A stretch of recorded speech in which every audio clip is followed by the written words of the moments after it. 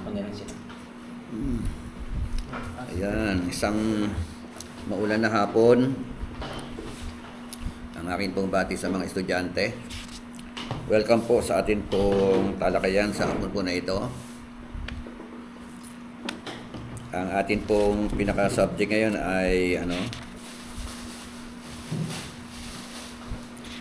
the doctrine about the church. Ito po. Roman number 4 ng atin pong pag-uusapan.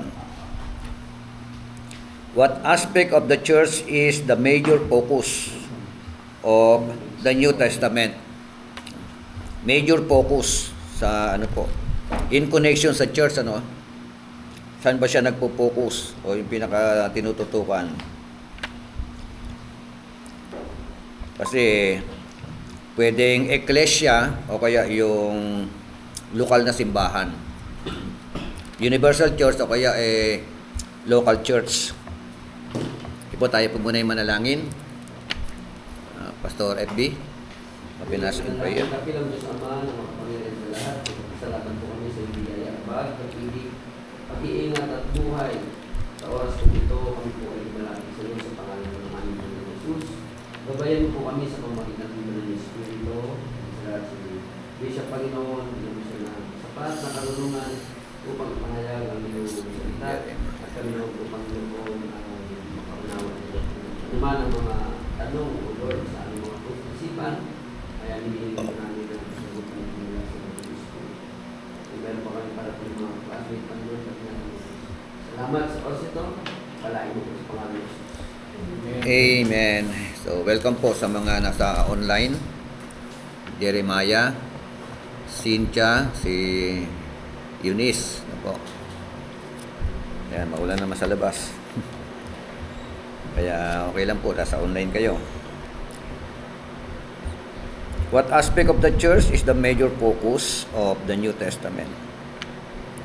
Letter A, out of approximately 110 references to the Church of Jesus Christ in the New Testament, clearly 96 of these references refer to the local church, or the visible church.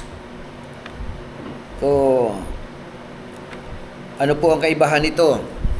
Kasi sabi doon sa 110 na mga references, dito po sa Bagong Tipan, 96%, doon po sa 96 of them, 110, tapos 96 ay kumakatawan sa tinatawag na lokal na simbahan. Pangalawa, as believers, it is vital that we focus on and emphasize what God emphasizes. So bilang mananampalataya daw,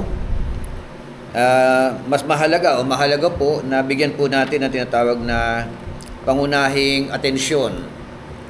Yung pong binibigyan talaga ng pangunahing atensyon. At ano po yun? Yun nga, yung tinatawag na visible church o yung lokal na simbahan. Katulad po nito, ito pong Agape Phase 2, isa pong lokal na simbahan yan. Pero ang mga miyembro, ang tawag diyan ecclesia. Ecclesia. Kasama sa mga called out, called out ones. Yun po yung tawag doon. Kaya sa inyo rin, halimbawa, pangalan ng church nyo, isa pong lokal na simbahan yan. Good Samaritan, for example. Diba? LGGM, Bethel. So, sa iyo, Pastor, ano pangalan ng church? Good Samaritan. So, one of the local church. At dito po, yun nga, sa 110, ibig sabihin 96 of them ang tumutukoy doon. Okay, isa-isahin po natin. Roman number 5, basa nga muna ang Ephesians 3:9 to 10. And to bring light for everyone what is the plan of the mystery hidden for ages in God, who created all things, so that through the church the manifold wisdom of God might now be made known to the rulers and authorities in the heavenly places. This was according to the eternal purpose that He has realized in Christ Jesus our Lord, in whom we have boldness and access with confidence through our faith in Him. So I ask you not to lose heart over what I am suffering for you, which is your Lord. Amen. So, ang sabi po diyan, so that the manifold wisdom of God might now be made known through the church. So, kanino po ipinahayag yung tinatawag na manifold wisdom of God? It made known to the church, sa iglesia o sa ecclesia. Tapos to the rulers and the authorities in the heavenly places. Sabi ng verse 10, verse 9, and to bring to light what is the administration of the mystery which for ages has been hidden in God who created all things. So napaka-blessed ng yung New Testament church. Dito po nahayag ang mystery sa lumang tipan. Ano po? Pagdating sa bagong tipan, ito po ay naipahayag.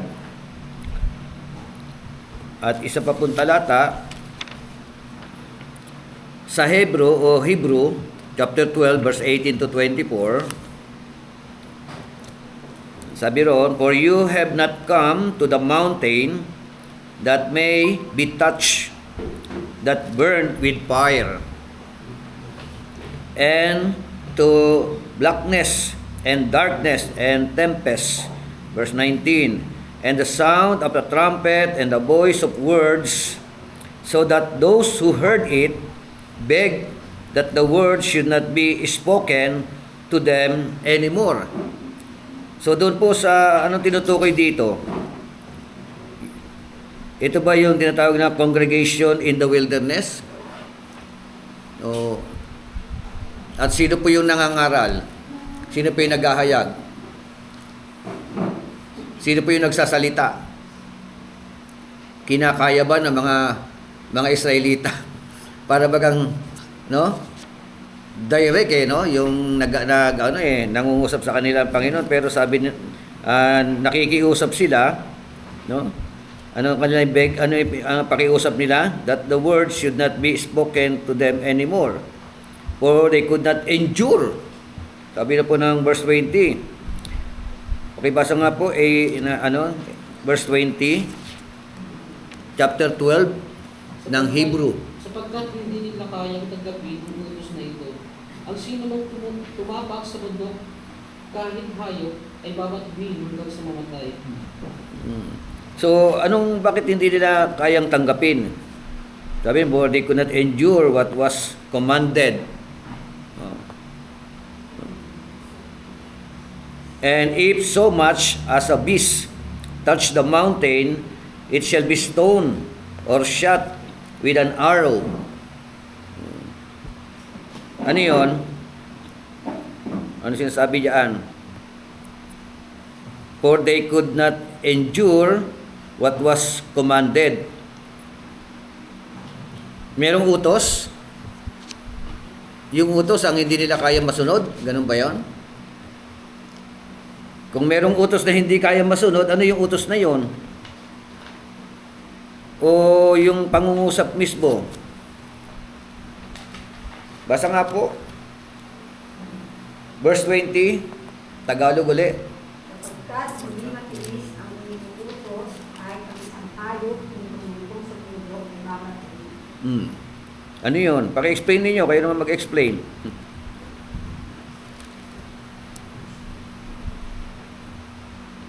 Ano yun? Ano yung they could not endure? Ano yung command? Ano yung command? Ang sabi po ng kasunod, ano yun? Even a beast touches. Ah? Agrito, if even a beast touches the mountain, it should Oo. be stoned. So, anong gagawin? May parusa, no? Parusa po. Yan yata yung nakitag po yung mga Israelites. Mga Israelita sa bundok. Opo. Yung Yan ang boundary. so, Sa sobrang kabanalan ng lugar. yun, ano? Kaya, ibig sabihin, dahil nga sa sobrang kabanalan, ano po nangyayari sa nagpupunta doon? Pag hindi talaga tapat, mamamatay na. Siyempre, isipin mo, no? Si Lord ang kausap mo, no? Siya yung mismo nandiyan. Diyos na banal. Paano kung ang mga Israelita ay nabubuhay sa karumihan? Ayun nga mga hayop mamamatay no? O papatay. Yun pa kaya mga Israelita na pasaway. So, kaya nga sabi ron they could not endure tapos sa verse 21, sabi ron, and so terrifying was the sight that Moses said, I am exceedingly afraid and trembling. But you have come to Mount Zion and to the city of the living God, the heavenly Jerusalem, to an innumerable company of angels.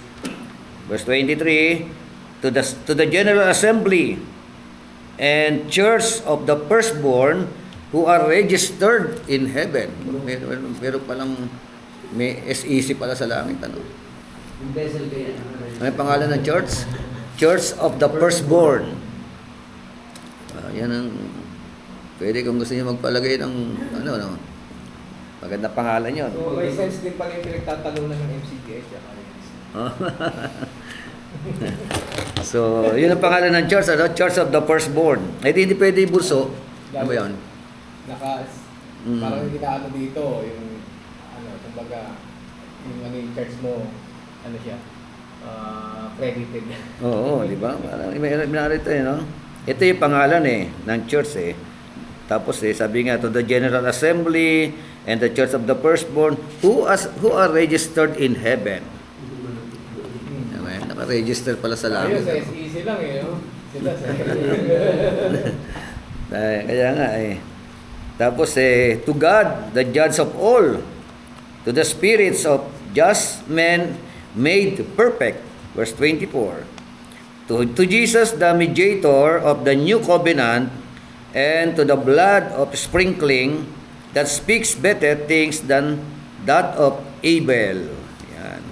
Ano meron dito sa Hebrew chapter 12 na ito? Una, mababasa po natin dito yung sinasabing the city of the living God. The city of the living God. Referring for what? Referring to the church. Tinawag na city of the living God. Tinawag pa siyang the church of the firstborn. Yun yung binasa natin kanina. Verse 23. Ano yan?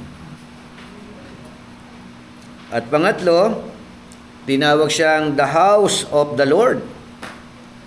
No? The house of the Lord. Pang-apat, the church of the living God. 1 Timothy chapter 3, verse 5. Pang-lima, the pillar and ground of truth. 1 Timothy 3:5. Basa nga po muna 3:5, 1 Timothy. Kasi ito pong 1 Timothy 3:5, ito ay ginamit niya ng ng haligi at suhay ng katotohanan yung pinanggalingan ng dating daan. Di ba? Yung church diyan sa may Gaya-Gaya. Ito yung kanilang talatang ginamit 1 Timothy 3:5. Sapagkat paano siyang makakapamasiwat ng maayos sa Iglesia ng Diyos kung hindi niya napapamahalaan ang sarili niyang pamilya. Okay, 2 Timothy pala to. Sabi rito, 3:5 ng 1 Timothy. Okay, but if a man does not know how to manage his own household, how will he take care of the church of God? Di ba? So yan sa Tagalog kung ang isang tao raw po ay hindi niya kayang pamahalaan, di ba? Ang sambahayan ng Diyos. Paano niya mapapamahalaan ng maayos ang iglesia ng Diyos. Di ba? Ang Church of God. Yun po yung tinatawag na dito, no? Kaya tinawag po siyang the Church of the Living God, tinawag ring the pillar and ground of truth.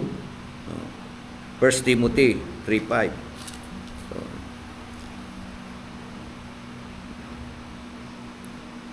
another one, tinawag din sa Hebrew 12:22, Mount Zion, heavenly Jerusalem. To compare with Galatians chapter 4 verse 26, Hebrew 12:22, God's husbandry or field in 1 Corinthians 3:9, and pangsampo, a golden lampstand. So iba-iba po ang mga, kumbaga sa may kanya-kanya rin pangalan, parang mga churches din ngayon. May kanya-kanya rin tayo mga pangalan. Pero tumutukoy po sa sa lokal na simbahan. Amen. At ang maganda rito, yun nga, ito naman, lahat ng ito, ibig sabihin ito, lahat ito nakatala sa langit. Ang SEC registration nila sa langit, Kaya mas mainam siguro kung magkano ka ng pangalan, kunin mo na rito, Kung magtatayo ka ng simbahan. Ano kaya magandaan na yan? Kung magtatayo ka, Sister Emma, anong gagawin mo? Anong pangalan dyan? The Israel of God. Mukha ka bang Israelita? Ano tama Jew. May lahi ko sa Jew. Kasi mali. May lahi kang Jew, no? Jew tayo.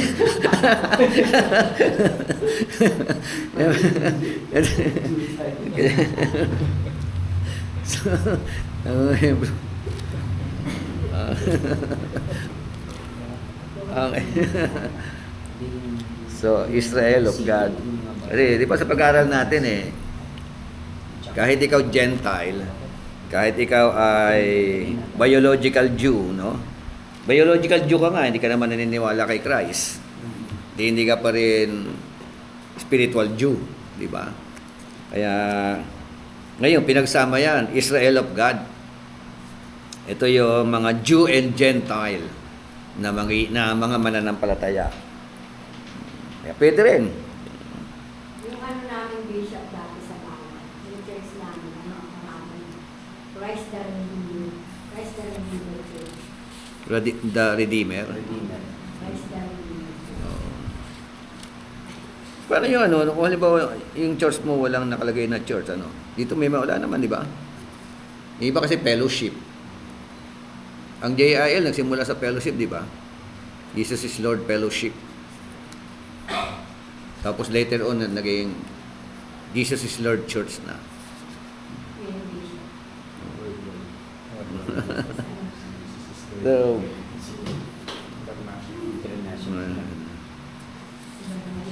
kaya nagsuggest ako ng pangalan na natin sa SEC, yung Pantas. Yun? Pantas Ministerial Christian. Tapos Christ Church Pantas Ministerial Christian Church International. Pwede na yun. Approve ba yun? Kaya sabi ko, approve ba yan? Pantas Ministerial Christian Church International.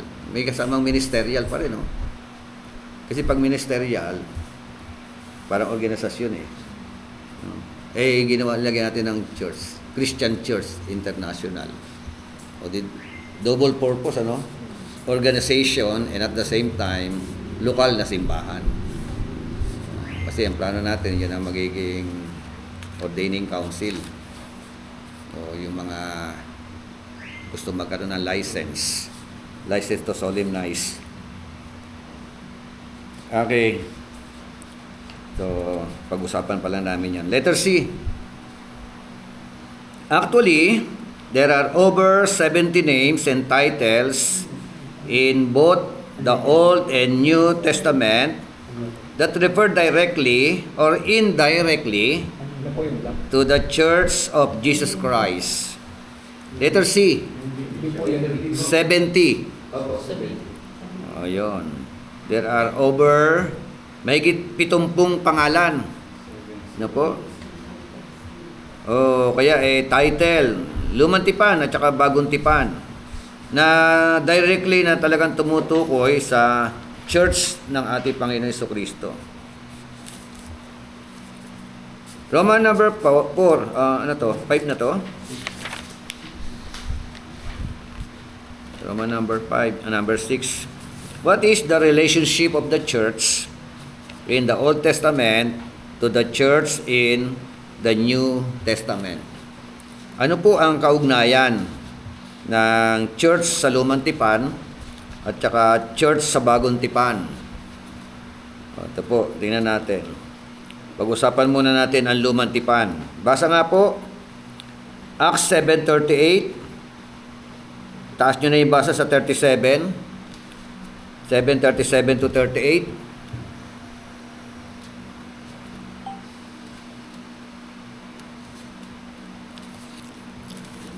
Seven, 37 to 38.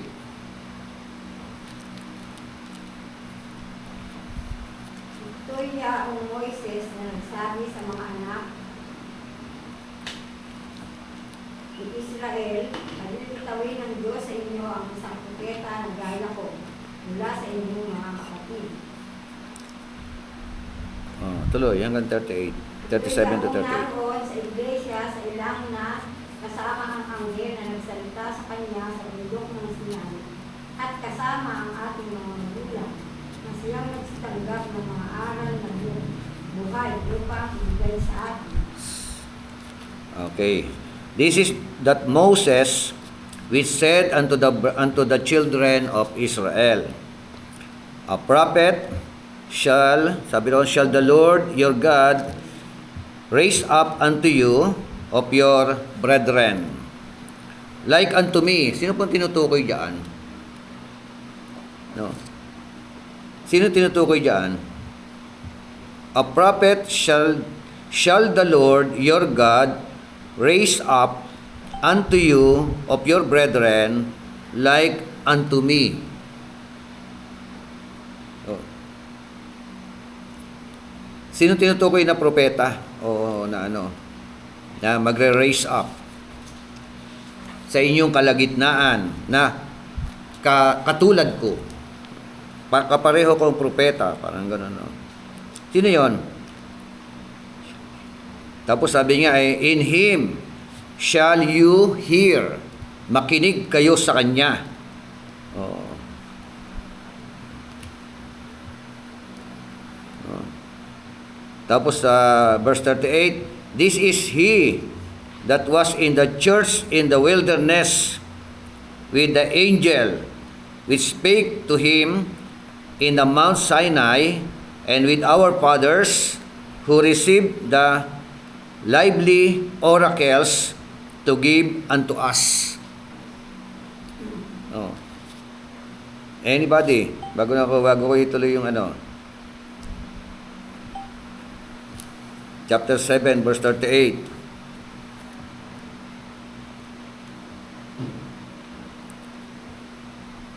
Kaninong pangungusap yan? Kaninong talumpati yan? Chapter 7, verse 38. Ng Acts. Kanino? Kay Stephen. So, kay Stephen, ano? Si Stephen ang siyang nagsasalita.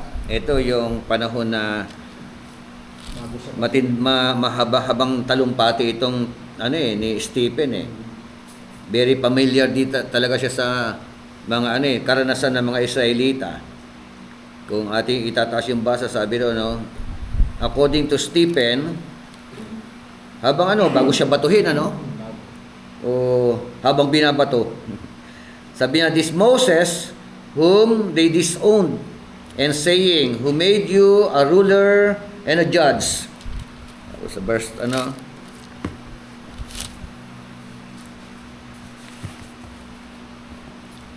the one whom God sent to be both a ruler and a deliverer, with the help of the angel who appeared to him in the thorn bush.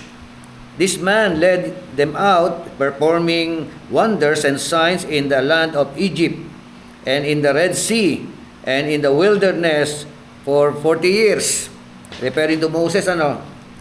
This is the Moses who said to the sons of Israel. Ito, ano sabi niya? Si Moses na po nagsasalita. God will raise up for you a prophet like me from your brethren. Sinabi raw ni Moses to sa kanyang kapanahunan. Merong isang propetang lalabas, no, sa inyong kalagitnaan na katulad ko. Sino tinutukoy? Si Kristo po ang tinutukoy. Di ba? Pagdating ng 38, this is the one who was in the congregation in the wilderness together with the angel who was speaking to him on Mount Sinai. O, sino yung mag-raise up doon? Ano ibig sabihin? Si Kristo tinutukoy, nagkakaisa tayo. Tama ba? Meaning to say, si Kristo, nandoon siya sa congregation in the wilderness. Kasama ang mga angel. Together with the angel. Diba? So, who was speaking to him on Mount Sinai and who was with our fathers, and he received living oracles to pass on to you. So, referring to our Lord Jesus Christ. Kaya ibig sabihin, hindi lang po si Kristo nasa bagong tipan. Even in the Old Testament, doon sa congregation of Israel, in the wilderness, Christ was there. Amen? So, ang akala kasi nila, noong nagkatawang tao lang ang ating Panginoon sa Kristo, tsaka nag-exist. Kasi merong tinatawag na theophany. Okay, ano meron dito? Una, Israel was an object of God's grace. Yan, ang mga Israelita, object of God's grace. Deuteronomy chapter 7 verse 6 to 10. Mahaba, huwag niyo nang basahin, ha? Sumunod, Israel was called out of bondage. Called out of bondage. Tinawag mula sa pagiging alipin. Exodus chapter 3, verse 7 hanggang verse 8. Pangatlo, out of bondage. Pangatlo, Israel experienced a Passover deliverance. Anong meron sa Passover deliverance? Nung nangusap ang Panginoon sa kanila, ang sabi sa kanila, magsipasok kayo sa inyong mga bahay at lagyan niyo ng dugo, yung hamba, no? Pahiran ninyo ng dugo ang mga hamba na inyong pintuan. O kaya bintana, di ba? Ano mangyayari? Kasi dadaan ng salot. No? Pagdaan ng salot, pagka walang pahid ng dugo ang bahay, mamamatay ang panganay. No? Kahit na panganay na hayop, basta panganay. Kaya mahalaga. Inaalala ko lang, sino sa inyo yung panganay na unang nakakilala kay Lord? Panganay ba kayo sa bahay, sa tahanan? Bunso. Ako pangalan. Panganay ka? Ikaw ang unang nakakilala? Opo, bago magulang ko. Naakay mo na lang mga magulang mo. Nanay ko, sa akin, galit pa nga.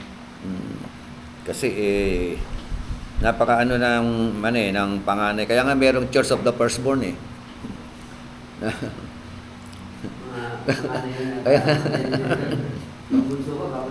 Simbahan ng mga panganay. Ano kaya yun ang ilagay mong church ngayon? Simbahan ng mga panganay. Pagkabunso, hindi qualified.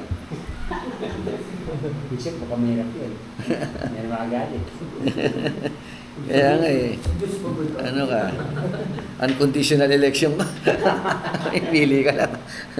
Parang ganun. So, ayan eh. Kasi napakalaki ng, ano eh. Yung panganay kasi double portion yung ano eh.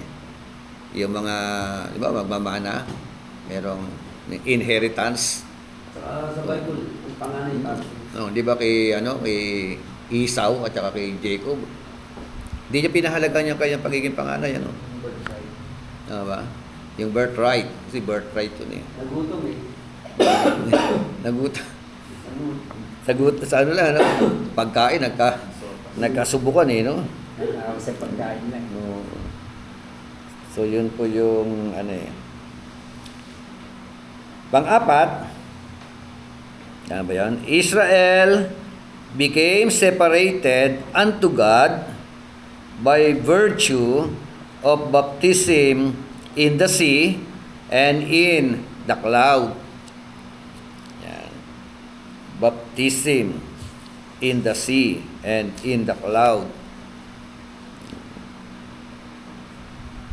1 Corinthians chapter 10, verse 1 hanggang 4. Ano po? Yung three po. Yung 3, Israel experienced Passover deliverance. Yan po ang hawig eh, no? Yung ano po ba, water baptism, nagliligtas? Nakapagliligtas? Oh. Di ba, sila po, nabautismohan, no? Doon sa, yung dumaan sila sa dagat. Lahat sila nabautismohan doon, ano? Dumaan sila doon lahat eh. Opo. Pero, yun nga, ligtas pa sila? Napunta ba ng langit lahat ng mga mananampalataya? O lahat ng mga Israelita? Ilan lang ang nakarating ng langit? Diba? Kaya nga yung iba kasing mananampalataya, ang kanilang doktrina, faith, grace muna, plus faith, plus water baptism equals salvation. Diba? Tama ba? So, ganun yung ibang mga doktrina. Kayo, ano bang niya sa water baptism? Nakapagliligtas ba ito? O ito ay isa lang sa paraan ng atin pong pagsunod Yes.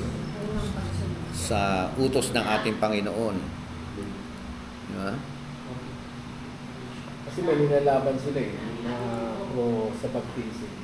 Na di ba kasi may sinabi rin sa Acts na nanampalataya kasi kung magpabautismo ka, hindi kayo maliligtas. 238, May nilalaban 239. sila, ganun. Diba? So, pero, yun nga, maraming yung iba naman, ang formula, kasi formula yun eh, the name of our Lord Jesus Christ, ay yung Matthew 28, 18 to 20. Ito. Oh, in the name of the Father, the Son, and the Holy Spirit. Alin doon ang tinatawag na mabisa. No? Alin ang mabisang formula doon? Using the name of our Lord Jesus Christ or using the name of the Father, the Son, and the Holy Spirit? Pinalalaban ng mga Trinitarian, Matthew 28, 19 to 20, di ba? Pero pagka oneness, Acts 2:38. Paano mo siya pagsasalubungin o ano?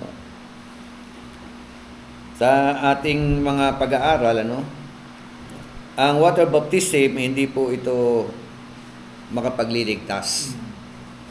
No? Unlike sa ibang mga katuruan nila, kasi sabi, ginamitan din nila ng isang talata, yung Mark 16, di ba?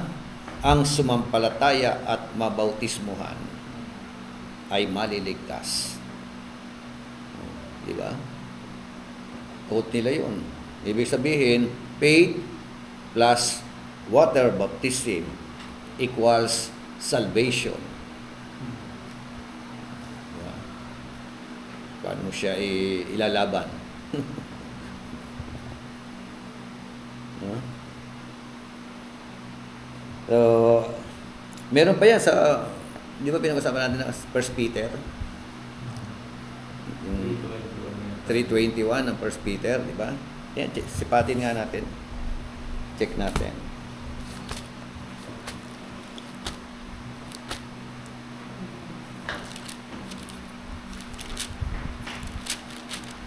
Sabi roon. Yun. Baptism. Corresponding to Yun. that, baptism now saved you.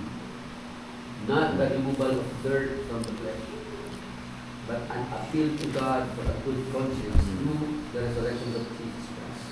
Oh. Corresponding to that, baptism now saves you. Oh. Not the removal of dirt from the flesh, but an appeal to God for a good conscience through the resurrection of Jesus Christ. The verse 22, who is at the right hand of God, having gone into heaven after angels and authorities and powers had been subjected to Him.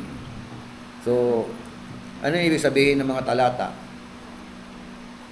Ang water baptism nagliligtas? Ano ang background nitong 1 Peter na ito? Ano tinutukoy na naman ditong baptism?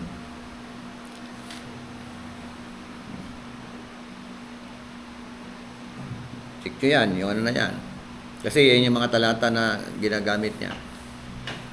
Narinig ko si Eli Soriano, yun din ang tanong, nakapagliligtas ba ang water baptism? Sabi nung baptist na kausap, hindi. Basa. Ito binasa. Yan ang binasa ng talata. No. Basa nga po 3:21. Tagalog. Tagalog po. Ang tubig ay larawan ng bautismong nagliligtas sa inyo ngayon. Ang bautismo ay hindi paglilinis ng dumi ng katawan, Hindi. kundi isang pangako sa Diyos buhat sa isang malinis na tubig. Oh. Ililigtas kayo ng bautismo sa pamamagitan ng muling pagkabuhay ng Kristo.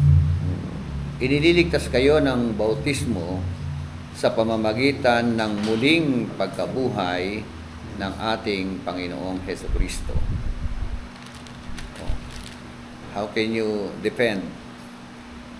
No? Paano? Palagay kasi sa New King James Ay, ilalaban niya. antitype. Antitype. Antitype. Parang 4. Oy, good afternoon. Hindi direkta na yan talaga. Parang, ano, Pastor? Ano po siya? Hindi siya- Sa Old Testament, yung pagtutuli at pagtutuli Isa rin yun sa kanila. Kasi doktrina rin nila yun eh. Oo. Hindi siya. Issue rin sa kanila yun. Pero ang tanong siguro po siya ay, kailan nagiging saving ang baptism? Kasi may sinasabi na ang baptism is saving. Pero Oo. kailan siya nagiging saving? Siguro yun po ang tanong. At makikita po natin sa saving, dun sa yung kay Mark nga, sa first chapter niya, nung pasimulan, ina-encourage niya na magpabautismo sila at magsisi sa kanilang kasalanan. Repent and be baptized. Opo. Pero ang parang ano doon, parang sa Tagalog kasi ay dalawang pagkakataon. Pero sabi kasi sa English, or translation is baptism of repentance. So, ang ibig sabihin talaga ng... Pero sabi diyan, hindi rin siya naglilinis. Ano? Opo, yun nga po. Hindi niya nililinis, pero ang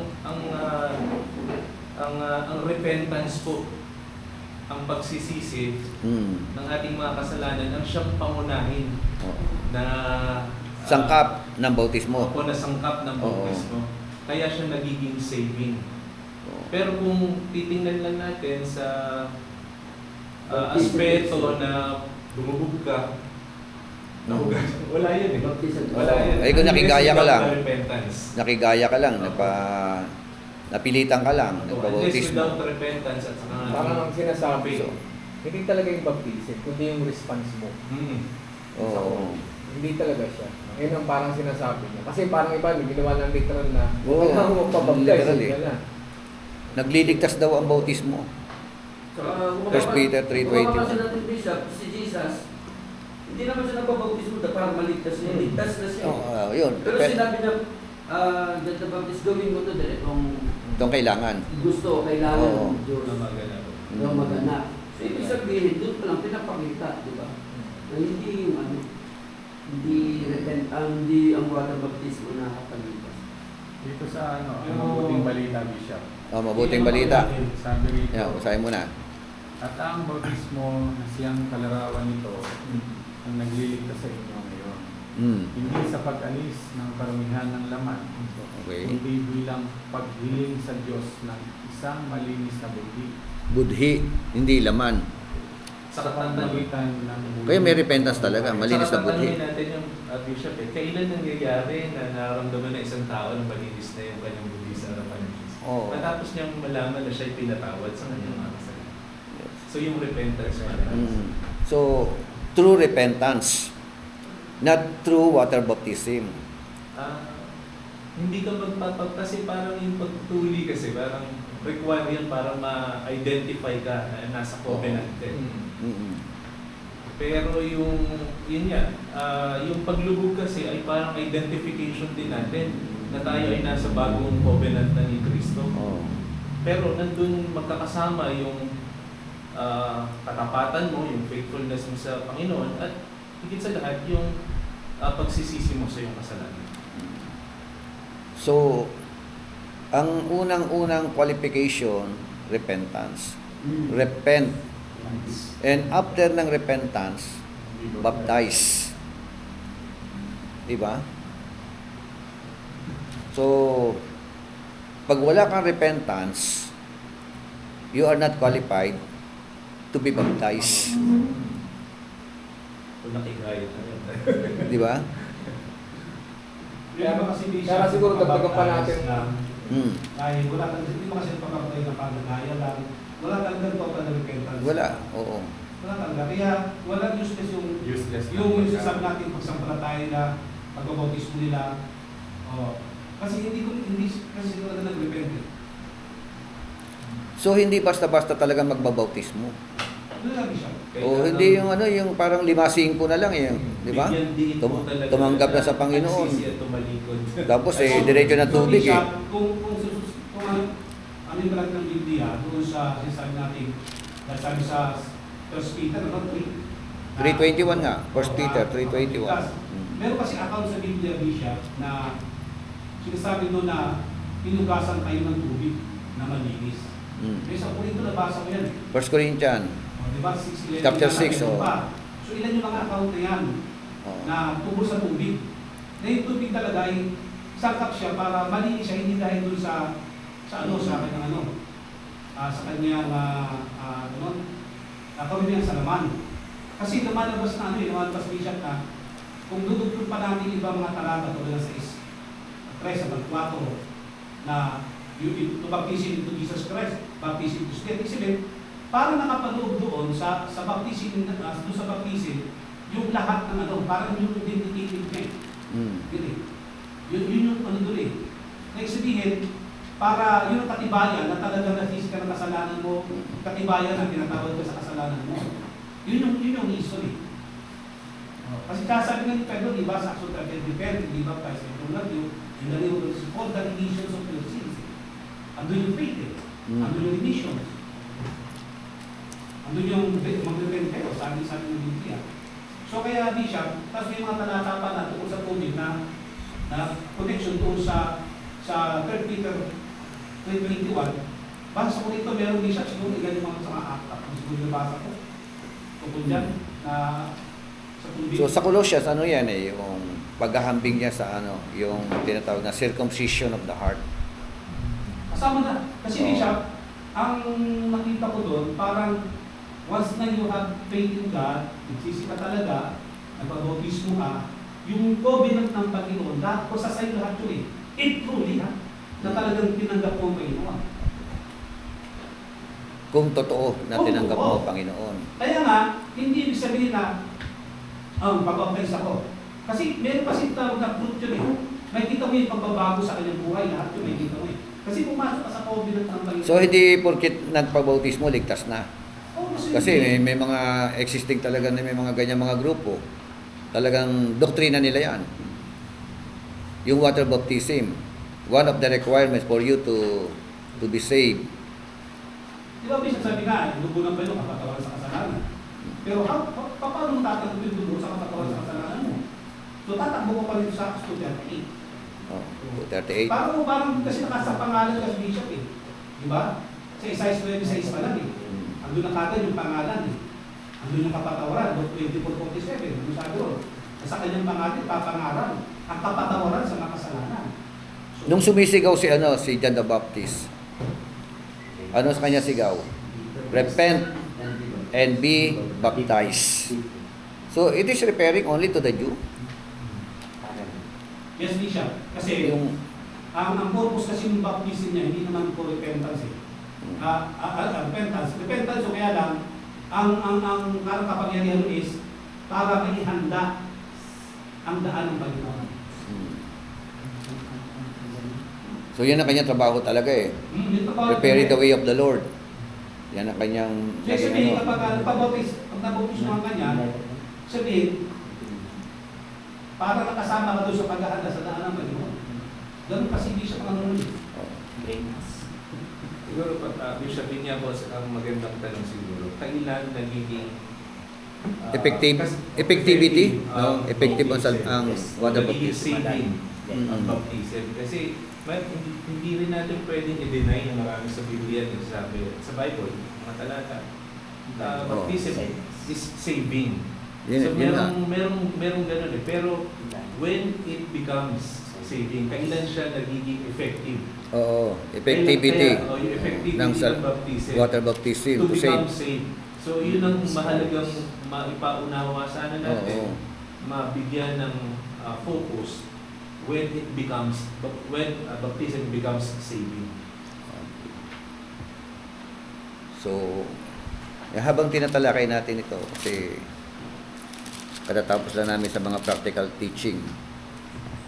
preaching. Siguro, magandang magandang talakayan ito sa church. Doctrinal naman kasi ito eh. Doctrinal ito, kaya kailangan maging klaro rin sa mga miyembro natin kung ano talaga, ano ba talaga ang papel ng water baptism, no? Sa buhay ng mga mananampalataya. Habang parang yan ang pumapasok sa isip ko eh. Kailangan nating mabigyan ng yan. Hindi po pwedeng baliwalain natin itong 321 na ito. Di ba? Yung interpretation niya na proper interpretation, yung correct interpretation. Kailangan swak ka dyan. Di ba? Kasi pagka mali ang interpretation mo, sabi nga corresponding to that, baptism now saves you. Diba? Ano may lalaban yan? Meron. Diba? Yun ang sabi. Kasi kapag pag hindi natin binigyan ng pansin yan, sasabihin na tayo, selective tayo. Oo, di ba? Oo. Selective justice is injustice eh. Pero Okay. di siya kung talaga araw ng tayo. Bakit natin di siya ng yung part na yun? Yung? Kung sa, kapag pa talaga siya, bakit sinabi nakakapagligtas? Iba naman, ang doktrina. Oo. Pag nabag sa mga kabal, ligtas ka na. Parang napapaliwala ng dugo ng Panginoon. Ano ba talagang tama yung Kristo? Bakit siya nakapagligtas? Oo, ito nga. Ayan nga. Kailangan maging klaro. Paano mo siya tatayuan? Kung ngayon, nagtanong pa paano yun? Oo. Tinanggap si Lord. O yun, iba. Tumanggap, ligtas na eh. Kaya alam daw iba, water baptism na lang siya namatay. Hindi na water baptism ibig sabihin. Di ba? Kasi kung minsan masyado tayong kagad eh, yung may conclusion na kagad. Oh, tanggapin mo si Kristo. Nagsitanggap naman, di ba? Sa patay, nagpatanggap ka. Tanggap sila, sumabay sa prayer. Ikaw naman, pastor, sasabihin niyo, huwag kayo mag-alala, ligtas na po kayo. Ipinasulat ko na po ang pangalan niyo sa aklat ng buhay. Ano nga ganun ba? Ipapod pa nila yung nakapakot. Di ba? Di ba? Walang baptism. Sabi na yan. O ligtas. Paano? Ganun ba dapat? Siguro aralin natin. Ayun, kaya nga, paano mo i-conclude na talagang... Kasi hindi siya masagot po kasi doon, Kasi yung nakapako, wala pa naman din yung grace of God eh. Ay, walang bautismo yun. Nasa Mosiah law pa siya eh. Mm. At saka Diyos mismo nagsabi sa kanya, today I will give you in my paradise. Sino tututulog? Sinabi ng Diyos yun. Oo. Hindi para sa iyo yun. Hindi para sa kanya. Parang nandun sa, yun, sa tulisan. Sabi nga sabi sa pag-aaral natin eh, ano ba talaga ang exegesis mo? Eh nakita na, exegesis yata, hindi exegesis. Kasi Oh. para sa kanya, Ano yun? applicable sa lahat yun eh. Particular lang ba yun? Yung talata na yun, sinabi, today you will be with me in paradise. Hindi siya, parang niniwala ko para sa Hindi kanya. siya po pwedeng, hindi mo po pwedeng sabihin, like for example, sa mga bagong tanggap sa Panginoon. O kaya, meron, lalo na yung matindi. Tagal-tagal mo share ng Word of God. Tapos nadala sa ospital. Tapos talagang siya, yung medyo unconscious na no? Pinatanggap mo sa Panginoon, maraming ganun pinapatanggap kay Lord Tapos sumunod ka lang sa prayer na ganito. Di nag-pray mo, nag-pray. Tapos may lumabas na luha. Tapos ng prayer. So, Pero Bishop, kasi tapos namatay, sasabihin, ano yung ligtas? yung Ligtas? Bishop, minsan din ang katanungan kasi. Di ba yung mga ganun? Sa kasi sa experience at saka sa mga patutungan dito. Na na kung talagang tumanggap ang tao sa Diyos. At dati mo ito siya So, sa kaligtasan. ano po pwede natin magiging decision doon sa, naka-bedridden na, ligtas o hindi? Pero hindi Bishop, meron pa sa kasama. Hindi na talaga yung tao. So, paano tayo magiging neutral? Yung balance. Pero nung pangaralan ni Bishop, lumakas eh. Ay, buti kung lumakas, tapos magbabautismo, di ba? At naglingkod na kay Lord, di ba? Ay ba, paano nga? Pagtapos mong patanggapin, namatay na. Lagi Bishop kasi. Di ba? Sabi ko lang, sa kami ng Lord yun. Paano nga tayo magiging neutral? Paano nga magiging neutral doon? Kagalit-galit ng pamilya. Kasi kapag namatay yung tao, bakit eh? Oo. Kahit masama. Sabihin mong di maligtas yan, kawawa. Sigurado na. Ang trabaho natin, share the gospel. Ligas ka lang Bishop. Ipahayag ang ebanghelyo. Kaya lang, Pagkatapos, hayaan natin si Lord ang siyang talagang mag-decide. Kasi siya nakakaalam Yung trabaho mo, hindi para magdeklara na ikaw ligtas na. O ikaw magdidesisyon para sa kanya, ligtas ka na. Si Lord lang nakakaalam nun. Pero maganda rin siguro, Bishop, na maging, critical tayo sa pagtuturo ng kaligtasan. Ano Yun nga, ang oo, mga di ba? bagay na masasabi natin, inililigtas nga tayo sa Panginoon. Kasi lahat naman yun, visible naman, makikita naman natin sa mga talata sa Biblia. Kasi minsan may mag-question pa Pagtatanong pa, paano ba ako maliligtas? Ngayong tumanggap na ako. Siyempre may mga bagay na pwede tayong ibigay sa kanila. Yan nga yung mga paano, yung mga senaryo baga. Sabi ng iba, tanggapin mo si Jesus, ligtas ka na. Yun lang yun. Sa'yo sa mga nagiging doktrina. Oo. Ano pa, bautismo ka, para maligtas ka. Sa parisatang yun, nagiging doktrina. O diba? Mapabilang ka sa Oo. iglesia, sa lokal na iglesia. Yung mga ganun, di ba? Oo. Kailangan yung punta. Pagka iglesia ni Cristo ka, kailangan mong sumapi. Di ba? Pag iglesia. Ang pinaka nga pinag-uusapan, ano ba yung pinaka-safe? Yung safe, yung parang hindi ka, Kasi di ba, Siyempre, ang tao, pag pinapili mo yan, gusto niya ng osas. Di ba? Gusto nila yun. Then saka Bishop, siguro mainam din na meron tayong inaasahan sa hinaharap na final salvation natin. Pero maganda rin yung tanong na kailan yung kailan mas effective yung kaligtasan. Kumbaga, yung effective, yung Yung effectivity. effectivity nun, kailan yun? Sa Siguro, hinaharap ba o sa kasalukuyan? Better than sorry. Kasi madalas ang una natin yung final salvation natin sa heaven Pero ngayon kasi yung effectivity, nagsisimula yung kaligtasan ng tao Dapat ibinibigyan natin ng diin na yung effectivity ng kaligtasan mo ay mas mainam na lumabas ngayong nabubuhay ka pa kaysa sa hinaharap. Kasi bunga na lang yun. Mag-manifest Totoo lang talaga sa buhay mo. dapat merong ebidensya. Nagkakaroon ng evidence. Kaya nga di ba sabi ng sulat din ni Paul, sabi niya, work out your salvation. Hindi naman work in. Work out. Ibig sabihin, save ka na. We need to work out. Sinabi niyo kasi ito sa mga... Tsaka yung Bishop yung 5:22 ng Galatians, hindi talaga siya matik mapupunta sa iyo yung fruit of the Holy Fruit? Spirit. Oo. Yan yung sinasabi sa tingin ko lang, na we need to work out yung fruit of the Holy Spirit. Na kailangan magkaroon ka ng kabaitan, talagang kailangan bumabait. Hindi pa kunwari lang, talagang Yung kailangan. fruit of the Spirit kasi sinasabi, andun na yun eh. Kaya lang kailangan mo siyang palaguin. Yup. Kasi dati sa iyo mga temptation gagalitin ka. Ano pa dyan, lahat yun. So kailangan magpuproduce siya. Pinoproduce Ibig siya. sabihin, yung fruit, like for example, fruit, meron na siyang maliit. Then you become a Christian. Pero kailangan mo siyang alagaan para lumaki.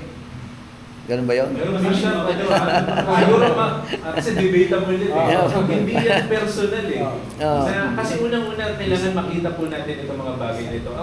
Ang banal na spirito, oo, kung gumagawa siya sa personal, o sa isang individual. Pero pinangako ang banal na spirito sa iglesia, sa church. Oo. So magde-develop lang yung mga fruit na yan, manatili sa main iglesia ng Panginoon para doon ka maturuan. Kasi sama-sama kayo doon nag-exercise ng fruit ng Holy Spirit Pag sinabi mo kasi individually, na ako, kumikilos ang banal na spirito at may giftings akong propeta, nagdedelikado tayo doon. May kinalaman kasi talaga Bishop yung local church Oo. sa paglago ng Kristyano. Hindi Oo. mo pwede yung Hindi pwede hindi ka save ka, mag-join pero wala ka sa local church. Mm. So mahirap yun, paano ka madi-disciple, paano marinig yung aral. At yung working ng, yung pangako ng banal na spirito sa church. Dapat talaga. May home base ka dapat. Meron kang pamilya, may bahay ka. Okay, so yun lang, talagang kailangan natin sipatin maigi, water baptism. Number 5 na, Israel was to be distinct from the pagan nations. Distinct, kakaiba. Number 5 yon, number 5. Israel was to be distinct from the pagan nations. Exodus chapter 11, verse 7. Sabi ron? Exodus 11, 7. Parang ganyan din, mga Kristiyano, dapat distinct ka rin, from your neighbor. Maging kakaiba. Sige nga, basahin natin 11:7 ng Exodus.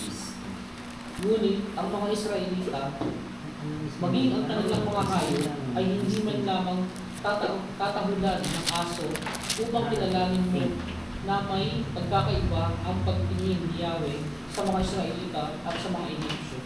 Oh, di ba? Iba sabi no? But against any of the sons of Israel, a dog will not even bark.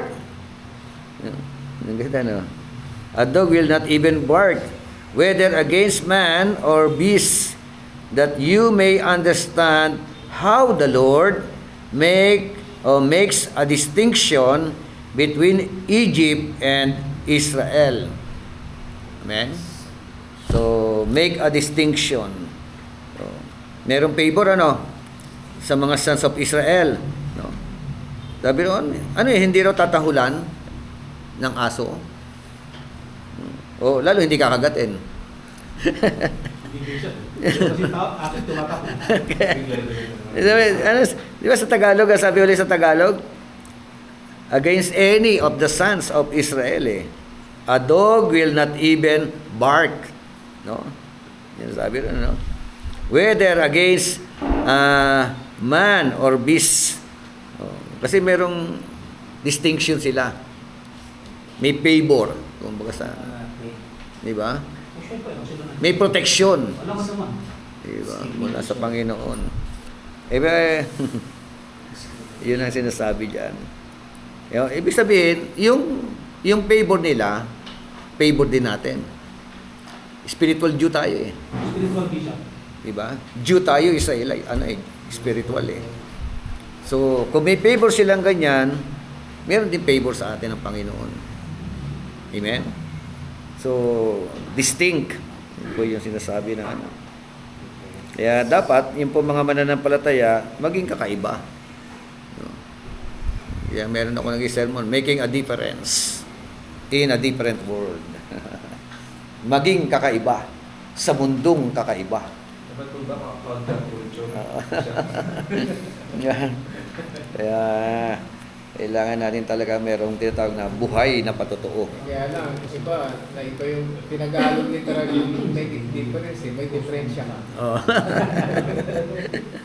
Making a difference, di ba? Yung problema, kanya-kanyang diferensya. Ano na.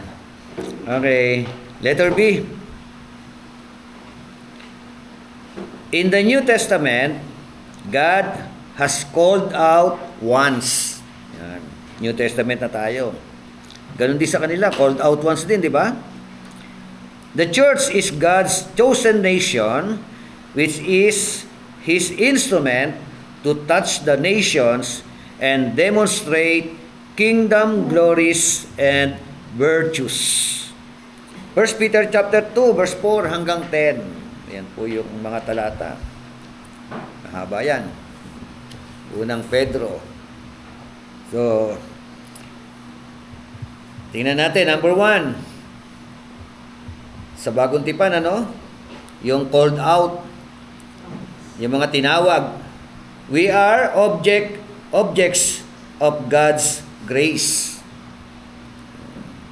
Ibig sabihin, included ka sa nagtabo ng grasya ng Panginoon. Yeah? Yung mga mananampalataya. Ephesians 2:8 to 9. Basa nga.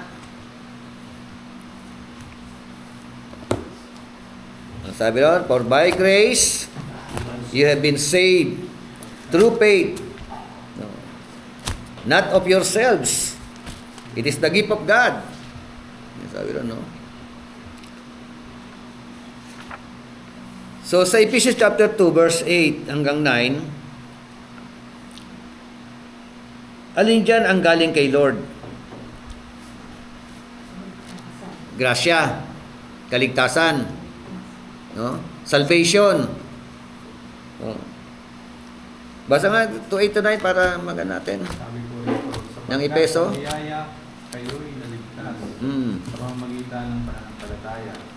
Ito'y hindi sa pamamagitan ng inyong sarili. Ito'y kalooban ng Diyos. 9. Hindi sa pamamagitan ng mga gawa upang ang sino man ay huwag magmalaki. Yan. For by grace you have been saved through faith. No? Sa biyaya kayo'y nangaligtas sa pamamagitan ng pananampalataya.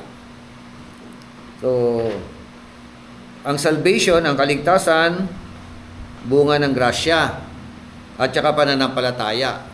Kaninong pananampalataya? Oh, yung faith. Di ba? True faith no? Oh. Kaya nga nagmamatter yan, bishop, sa word na faith. Di ba? Yung salvation. Kasi maraming iba, kala nila yung faith. Marami kasing ang daming substance ng faith. Kaya nga dapat we need to define. Yung faith na yan, dapat nakaukol lang yan sa Panginoon. Kasi marami nagsasabi, ako may faith ako. Ang faith na naman, patungkulan sa mga material things. Pagpapalagay ako, Meron kasi working faith. Oo. Working faith. True faith. Working faith. Tapos yung natawag natin Saving faith. Saving faith. Saka sino object ng faith mo? Sino yung object? Oh. Ay dito, sinasabi dito, yung faith kay Lord Jesus Christ, ang pinusuko niya sa cross. Pag salvation kasi, yung faith intact mo. So, Diba, ang object ng faith, ang object ng sasampalatayanan mo si Christ. Yung act of God, yung ginawa ni Kristo, yung sakripisyo ni Kristo. So, ano to, human will? Human effort? Yung faith? Pero bishop, nagiging-debate rin yan Yun na, debate na yun. Tatanong mo, debate na naman yun. yun. Yung sa nandibigal, parang mananampalataya ka. Oo. Kasi nga, pwede sabihin ng iba. Iba naman, sasabihin na nasa willing mismo yan.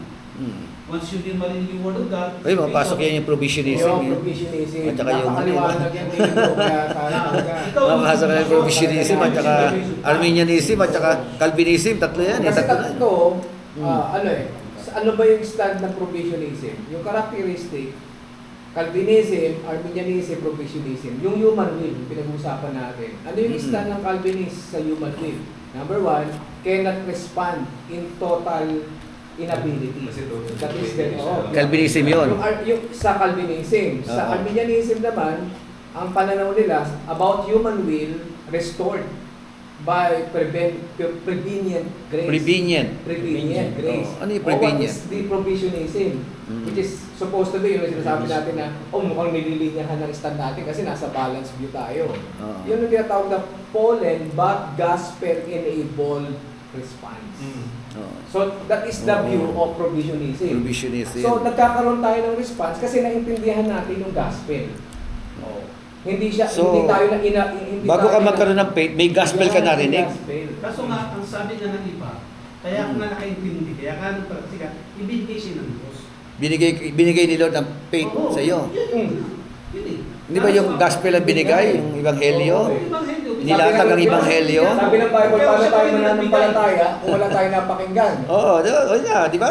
Faith comes by hearing, and Sinabi hearing yan by the ni word of Jesus, God. so tingnan mo, kung talagang yan binigay, edi dapat di na siya nagsalita, Kurasin, di ba sinabihan niya, pumunta ako sa inyo, but you didn't listen to me. Oo. So ibig sabihin, pinapakita doon yung free will ng tao. Na-preach na, nagpapunta siya doon, pero hindi tinignan eh. Ako kasi mas dininay. pabor kasi ako sa provisionism kaysa doon sa Arminian sa Kasakwan. Oo, Doon kasi mas maraming mababa. Sa Calvinism at saka Arminianism. Mas pabor ako sa provisionism. Sobrang Provisionism. Hindi siya Parang ganon. sa balance yun eh. Hindi siya ganon ka-perfecto. Paano ba talaga ang grace ganito? Ang grace binigay ng Diyos. So response ko, tatanggapin ko. Ito Sa pa. pagtanggap ko, meron siyang rules. How to use grace in your life. Ito pa yung grace. Yung pananaw ng Calvinism, irresistible for the elect. Hindi mo kayang tanggalin. Answer nyo na. Resistible. Oo. Ito naman, yung sa Arminianism, resistible, restored, prevenient pa rin. Grace. What's sa Prevenient. provisionism? Resistible. Pwede mong tanggihan, pwede mong ayawan, pwede mong tanggapin. Through the gospel. Through the gospel pa rin. Yung kurasin, eh. Hindi ko pinalayo yun Nakailang beses ako, di ba? Sabi Wala natin rin. eh. Di ba, may sana, Pero ayaw nyo. Resistible grace. Ayaw nyo eh. Yung doctrine ng ano, Sa Arminian, saka yung Calvinism, medyo magkahalid na sila eh. Bakit? Kasi yung isa, sa bandang huli, ligtas ka pa rin eh. Tama? Sa Sa Calvinism. Calvinism. In the long run. Tulip yun. Oh. Tulip yun, Ligtas ka pa rin tulip. eh. Oo. Katanong ko, itong isa naman, ganun din. Di ba? Yung Arminian. Sa Calvin kasi, sa Calvin, Predestinated naman eh. Kahit ayaw mo kasi pinili ka eh. may predestined eh. Parang ginawa Pag yan natin yung eh. eternal, Meron sila malaking pagkakaiba. yung eternal security bishop, which is talagang ito dapat yung ma-impose natin sa mga metro. Eh. Pagdating sa Oo, eternal eh. security, ang Calvinism guaranteed for the elect. Kawawa ka pag hindi ka Kawawa elect. ka. Tapos sa Calvinian, as Arminian naman, can be lost. Nawawala naman, pwedeng Oo. mawala. How about provisionism? Appear for all genuine believers. Hindi ba? Ganito kasi yun eh. Hindi Believers. nawawala. Believers. Sa kasi hindi nawawala So, kaligtasan. ano, Hindi nawawala kaligtasan. Taong nawawala doon. Hindi talaga natin tinanggap. Oo. Inayawan mo eh. Actually, hindi nawala, hindi mo tinanggap. Pinabayaan mo. Sa provisionism yan. Tinanggap mo na, pero pinabayaan mo pa rin. Kasi meron stasyon eh, yung ano ng pag- Kaya nga, what for pa yung ating pangangaral every Sunday. Kaya nga ang call, ang ano nun, ang purpose nun, para yung mga tayo rin, maging genuine yung ating yung ating pananampalataya. Saka mabigyan ng malinaw na stand kung ano talaga ang pinupunto ni Pablo dyan. Kasi mahirap yung both na na Arminian at saka Calvin eh. Na view eh. Magkakaaway eh. Dapat talaga Kailangan talagang baka hindi talaga nila nasasapul yung ano ni Pablo, yung pinak ni Pablo nung Ang sinabi. Calvin kasi, anong gagawin mo pa? Diba? In the long run, ligtas ka pa rin eh. Diba? Basta Lalabas na, predestined ka pa rin eh. Diba? Parang kibis na ng konti. Isa naman talaga, chosen ka, predestinated ka rin. Kahit anong mangyari, dahil predestined ka, ligtas ka.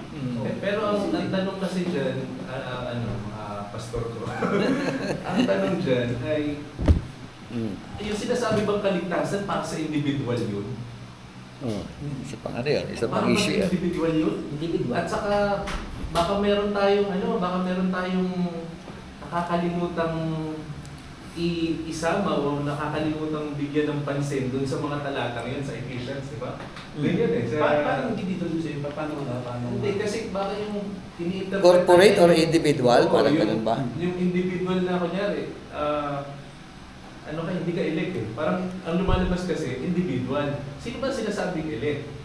Sino hindi? Oo, sino hindi? Paano masasabi? Oo. Yun bang ibig sabihin natin bilang individual ba o as Kung Calvinist ang doktrina mo, wala, elect ka Calvinist. talaga. Pero yun ba talaga yun? Yun ba talaga ang sinasabi ni Pablo? Ng Biblia, oo, yun ang kailangan natin, oo, may election ba? Kasalanan to ni Pablo eh. At merong reprobate. Parang may election, may reprobate eh. Tama po. Oo. At saka yung kaligtasan na sinasabi din, yung election dyan, nakabase sa Oo, sabi niya, bago palikhain, ano na yun eh. Alam niya na yun. Save ka na. Oo. Alam niya Predestined. Ililigtas Opo. ka. Parang- Pero, yung kaligtasan ng yun, magaganap yan sa paglitaw ng Kristo. Oo. Yung kaligtasan na yun. Pag sumama ka doon, Yun ang pinupunto doon. Bishop, ako siya- Hindi yun yung kaligtasan Ako, ng individual. ang ano ko kasi doon, Bishop, yung sabing predestined ka, ibig sabihin, kasi naka-predestined na may mamamatay eh.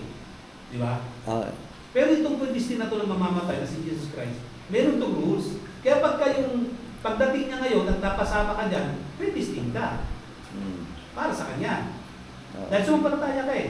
Pero sa Calvinist, bago ka pala ipanganak, Oo. nakatalaga ka na, nakadestino ka na kung ligtas ka o hindi. Hindi siya maniwala doon. Ganun sila eh, Ang di ba? Ganun ang destination Calvinist natin, eh. Pagsampalataya mo, Depende sa Christ, election eh. Consider natin yung paglitaw ng Kristo kasi doon magaganap yung total na kaligtasan. Ano yung, kumbaga conditional siya sa panahon na nilitaw yung Kristo. At gagampanan niya yung mga bagay na dapat nagampanan niya. Hindi yung sinasabi ng Calvin na alam na ng Diyos Oo, na hindi ka elect, yung- mapapasaapoy ka na ng impyerno kasi hindi ka niya Ang, elect. ang problema pa nga doon, bukod sa alam ng Panginoon, wala naman tayo problema sa all-knowing eh. Alam niya yun talaga. Pero ang problema, ang masakit doon yung sabi nila, ang Diyos ang siyang nagtatalaga na ikaw, mapunta ka na ng impyerno. Parang reprobate at saka elect eh. Ganoon na kagad sa tao. Parang wala na pag-asa talaga yung tao na Ano, Bishop? magtamo ng kaligtasan. Parang may tubol yung ginagawa ng mga ano ni Arianism eh. Actually, yung author ng provisionism, Si dati mga Baptist eh. Souther sila. Si Calvinism Towers. dati yung mga yun eh. Kasi Mga parang Calvinist yun eh. ganito, Oo. kapag naniwala ka sa doktrina niya, wala ka ng problema. Diba, Arianism ka na. Parang Iglesia ni Cristo na yan. Pag pumasok ka, ligtas ka. Pag lumabas ka, hindi ka ligtas. Parang ganun lang sila, Bishop. Which sa katotohanan, mayroon talagang basihan yun sa Bible eh. Oo. Na ang kaligtasan is by membership as well. Ito po naman yun. Kaya, Naniwala tayo. kaya kita mo, no, pati Kasi yun nga, ang yung, totoo eh. yung First Corinthians, yung tiniwalag, di ba? Yung tiniwalag, nabigay mo kay Satanas yan, o, di ba? O, para sa kanila, ligtas yun eh. Kahit na tiniwalag yun, ligtas yun eh. Pero nakita mo sa Bible eh. Dapat yung, tingnan mo yung grammar, kung ano nakasulat talaga doon. Mahalaga yun. Maaaring maligtas. May possibility na maligtas. Kasi pag binigay mo kay Satanas, masira yung kanyang katawan, later on, pag nag-repent pag nagbalik loob. Pero kung mamatay nga doon na kamatayan niya ang ginagawa niyang yung pagkahumaling niya doon sa asawahin niya, yung asawa ng tatay niya. Sabi nga ni Pablo, kahit sa mga hentil, hindi yan nangyayari. Sa inyo pa. Tapos proud pa kayo. Di ba? Nagmamalaki pa kayo. Parang tinotolerate nyo yan. O, ganun sabi ni Pablo. Pero sa OSAS, Ligtas pa rin. Pwede. Okay. Mahirap. Okay. Sige, balikan natin to. Back to our manual. We are object of God's grace. New Testament Christian, ganun din, Pangalawa, we were called out of bondage. Yan. Called out of bondage. So, ito yun, kalalagayan nila, Sabi ng verse 1 and 2 ng chapter 2 ng Ephesians, And you were dead in your trespasses and sins, in which you formerly walked according to the course of this world, according to the prince of the power of the air, of the spirit that is now working in the sons of disobedience.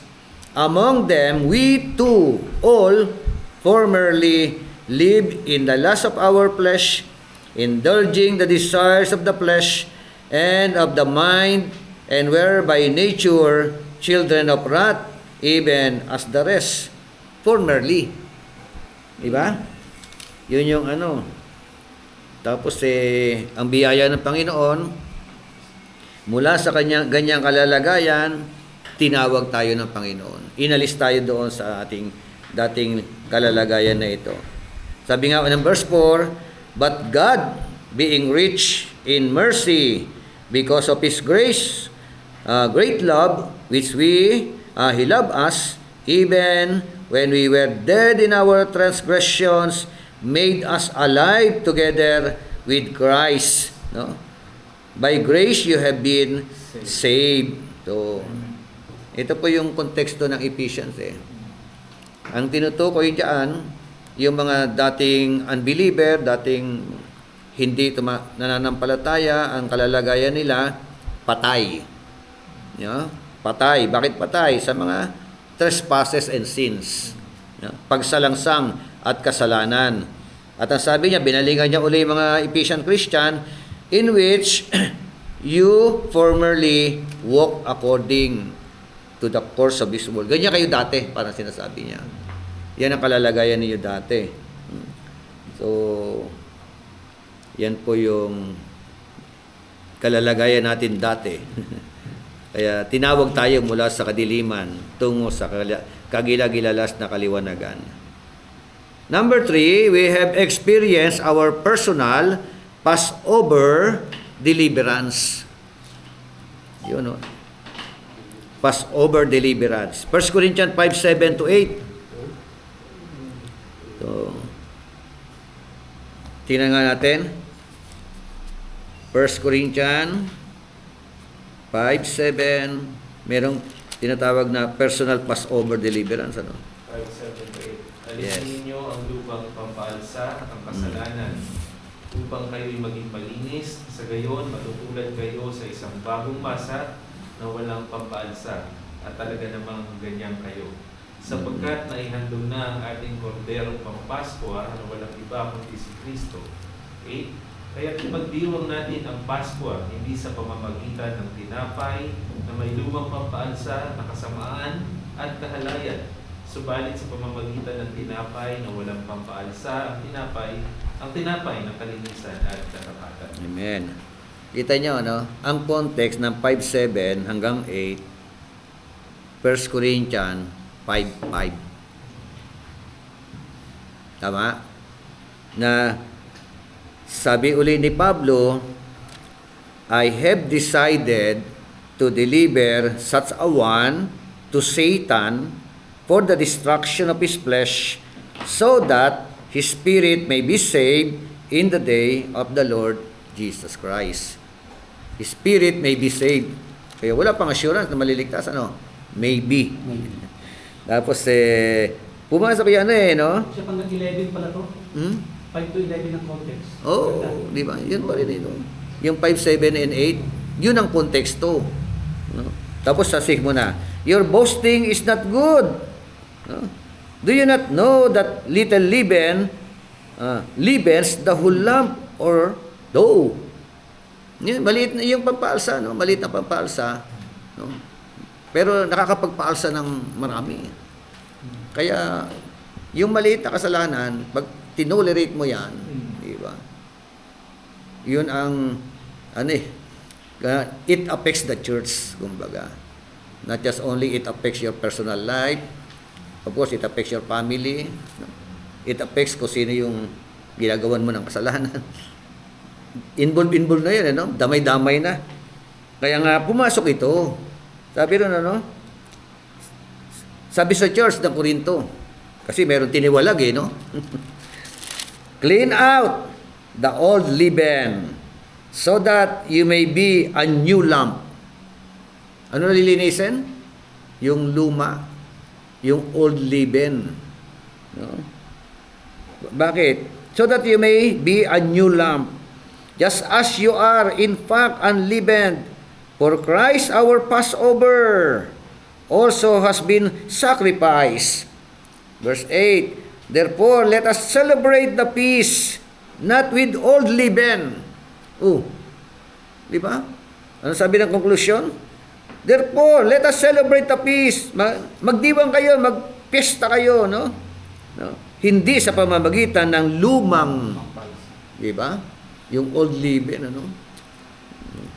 Nor with the leaven of malice and wickedness, but with the unleavened bread of sincerity and truth. Hanggang 13 pala ito din dyan. Diba? 13 pala ito. Oo. Donation doon sa ano. Yan, Sa- connected sa- yan. Oo. Hindi ko sa ano na... Sabi nga ng verse 13, no?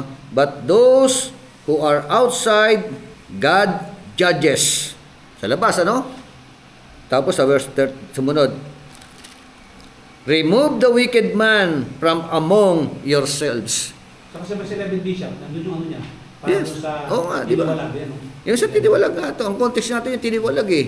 Sabi ni Lord, yung mga nasa labas ako hahatol, pero yung nasa loob, hatulan nyo. Ganda nito. Na dapat sinusulatan kung mga kayo, huwag kayong makisama sa kanilang tiyatawag na kapatid. Kung siya ba pakiapid o masakit. Oo, o diba? So pag medyo itong kasama tayo, sabi, ano talaga? Tiwalag talaga. Tiwalag talaga. Di ba? Kailangan yung ano. So, kaya dito merong case to case, ano. Hindi kaagad natin pwede sabihin ligtas siya. No? Nasa proseso siya ng ano. Eh pag tiniwalag mo at hindi nagbalik loob, nanatili sa kanyang ano. Actually, may mga pastor din kanya na. Di ba? Na humaling sa girl. Tapos iniwan ng pamilya. Sumama sa girl. Okay nga, Nag-aagyanisip na lang sila. nakakataas pa nga ng respeto eh, yung mga pastor na nagpopol, pero nagpapaalam sila ng maayos. Pero baliktad, may mga pastor talaga nagpopol lang, pero wala eh. Talagang ginagawa pang shield yung ministry na kinilala. So, paano yun nga, applicable ba? Halimbawa, kung ikaw, doktrina mo, Calvinist, ligtas pa rin ba yung pastor na yon? Di ba? Problema ng Na ng babae, problema nila yun, di ba? Kaya talagang whether we like it or not, may nagsisip kagad ng Calvinist Jews eh. Kaya maraming question talaga eh, maraming ano eh, binabangga. To the point na nagkakanda pilipilipit na yung mga talata. Katulad yung Romans 9, 10, 11, yung tatlong Sa Israel. pinipilit nila yun, pilipitin para tumugma lang sa kanilang doktrina. Ano yun eh, istorya yun ng Israel eh. Diba? Jacob and Esau. Pharaoh, ano doon eh. Okay. We are called out of bondage. We have experienced our personal Passover deliverance. Kapag ka hindi mo naranasan itong personal Passover na to, no? Ano, ligtas ka? Kristiyano ka, tapos nanatili ka sa, di ba? Yung lumang pagkatao. Hindi po pwedeng ganun. Ang totoong Kristiyano, ang totoong ligtas, talagang mararanasan mo ito. Madideliver ka talaga sa lumang pagkatao mo. Amen? Hindi po pwedeng wala kang personal deliverance eh. Lahat naman tayo, di ba? Ganun eh. Pag ganun ka pa rin hanggang ngayon, ay naku, questionable yung kaligtasan mo. Number 4, we have been separated unto God by virtue of water baptism and Holy Spirit. We have been separated unto God. Water baptism. Kasi yung account ng water baptism, Romans chapter 6, verse 1 hanggang 8. Diba? Yung paglubog ng lumang pagkatao, pagbangon, no? Paglilibing yun eh, no? Paglilibing ang kahalintulan. Ako pinaliwanag ni Pablo yung paglaya. Oh. Diba? So, paglilibing. Ang problema, nilibing, nabuhay uli. Zombie. Zombie yan. Buhay pa rin eh, no? Zombie nga ang labas eh. Di ba karamihan buhay pa? Siya pa rin eh. Kaya yung isa eh, nagpabautismo sa akin eh. Walang pagsisisi talaga. Sumama pa sa swimming, bautismo eh. Pero maririnig-sinig mo sa kanya, hindi raw siya magbabago. Yun na siya. Yun ang katauhan niya. Di ba? Kaya minsan nasarap utusan eh, no? Yung mga ganun. Bakit nagpabautismo? Gusto mo lang pala mag-swimming, mag-swimming ka na lang, di ba? Bakit nagpabautismo ka? Yun pala, kakalabanin mo pa yung salita ng Panginoon. Ang problema, ang sino man kumakalaban sa Panginoon, para ka sumisipa sa matulis na bagay. Di ba? Oo, casualty ka dyan. Pwede bang meron pa sumipa doon sa matulis na bagay na hindi siya naging casualty? Atay sa dubi siya. Magdudugo ang paa mo roon, di ba? Yung bago na sapatos, Richard. Kicking against the goats yun eh, no? Yung bago na sapatos, pwede ako. Oo, di ba? Kalabanin mo ang Diyos eh, di ba? Oo, umanda ka kapag gano'n ang style mo, ano mo, pananaw mo. Okay. So, number 5, we are to be distinct from the world system. Distinct from the world system. So, pagka hindi mo nararanasan ito mga to, talagang questionable ang kaligtasan mo. Diba? Makamundo ka pa rin hanggang ngayon, Kristiyano ka pa o hindi? Malinaw po yan sa Ephesians chapter 2. From verse 1 hanggang verse 9. No? John 15:18 to 19. Tingnan natin. John 15:18 to 19.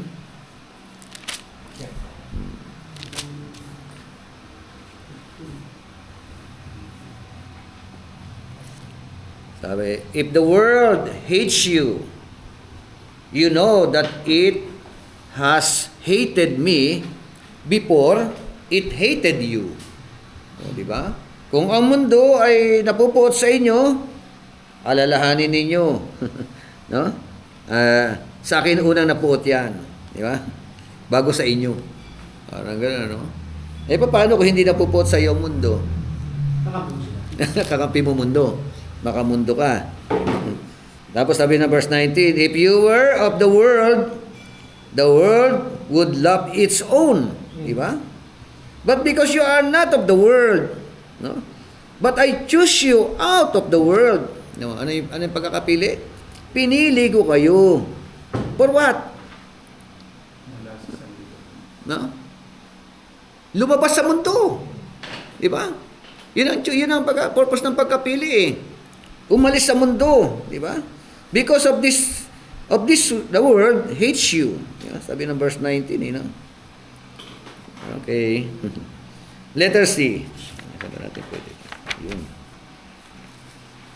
There is a connection between the church of the Old Testament and the church of the New Testament. Connectivity. Church sa Lumang Tipan. Number 1, the Old Testament church, which was established by the prophets, serves as the foundation for the New Testament church, which was established by the apostles. Ephesians 2:19 to 22.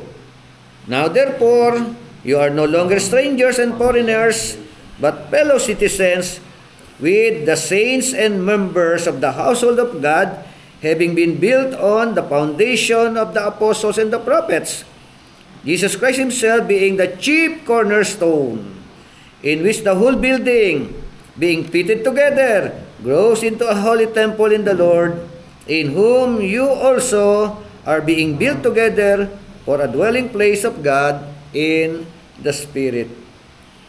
Amen? So, ito po yung sinasabi. So, ang church daw po, ano daw po yung ano, sabi kasi ng ano lagi papel ng propeta at saka apostol sa church. Sabi kasi na having been built on the foundation of the apostles and the prophets. Sino naglagay ng pundasyon? Sa Old Testament, propeta. Sa bagong tipan, sa New Testament, apostol. No? They were build the foundation. Yung connectivity, sila, yun naging bahagi. Yung propeta sa lumang tipan, binil nila yung foundation. Sinusugan naman ng mga apostol. Tama ba? May pundasyon na, Bishop. Pero sa pundasyon yun, naglagay pa sila ng nag-workout pa sila doon. Sa foundation meron na, di ba? Opo, may foundation. Si Kristo yung foundation. Oo. Ang i-workout mo yung mga Yung mga, example, building. Yung mga pader-pader para makumpleto. Yan eh. Pero may pundasyon na. Huwag nang gagamit ng ibang pundasyon. Di ba? Ano yung nilatag? Tingnan natin Ano naging papel ng propeta at apostol? Sila yung nag-lay ng foundation. Tama ba? They were laying the foundation. Laid the foundation. The prophets and the apostles. Tama ba? So, paano nag-lay ng foundation? Para makulit tayo. Kasi, kulit sa churches ko rin. Sabi kasi sa Biblia, na wala ibang foundation kundi si Jesus Christ. Si Kristo nga, foundation nandito rin eh. Alam na mga propeta, ang pundasyon nila si Kristo eh. Si Christ ang foundation nila. Siya yung tinawag nilang chief cornerstone. Okay. Diba? nandun sa chief cornerstone. Oo.